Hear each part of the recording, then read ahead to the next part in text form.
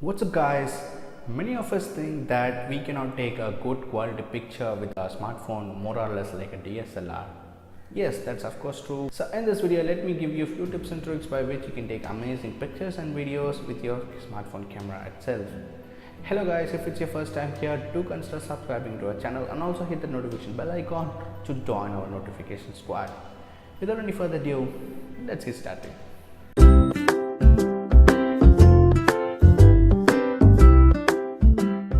As said, many of us don't believe that our smartphone can take a very good picture or a camera like DSLR.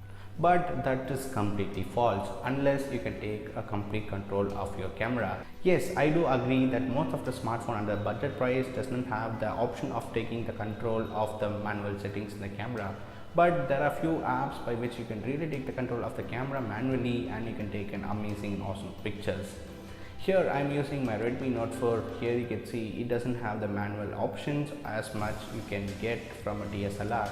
By using different third-party tools of Android applications that is available in the Play Store, you can really take a good awesome pictures like a DSLR. Come, let's get started. So tip number one is that when you are using the outdoor shots, make sure the sun should be at the back of the camera. So now I'm using my iPhone front camera and you can see the clarity, while the same thing when I'm going at the front of the sun, you can see the difference. So here, this is how it's going to look when the sun is also in the same direction of your lens. And similarly, when you turn back it again to the opposite side, you can see an awesome clarity. So make sure always the sun is at the back of your camera lens. To get a complete manual control of your camera in your Android device, download this application called as the Camera V5 Lite. I'll leave the link in the description below. Here are the two cameras, that is the built-in camera as well as the Camera V5 Lite. Now let us take the pictures in both of these applications and check out how it's going to look. Now let me take a quick picture with my inbuilt camera. Here you can notice that we don't have any extra options of getting the manual settings in the Redmi Note 4 camera itself. But let me quickly take you through two pictures in both landscape as well as the portrait mode, and let me take pictures with the Camera V5 Lite.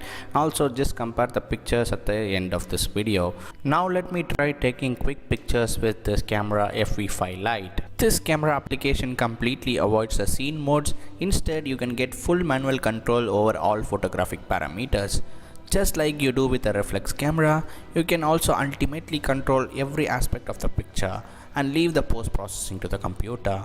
So after your DSLR, you'll never miss a photo opportunity again, being able to capture it with closer sensation to your DSLR as possible. As said earlier, I will show you the difference of these pictures of the normal camera and the pictures from the Camera V5 Lite so that you can understand the quality difference. Let me explain about ISO, white balance and exposure.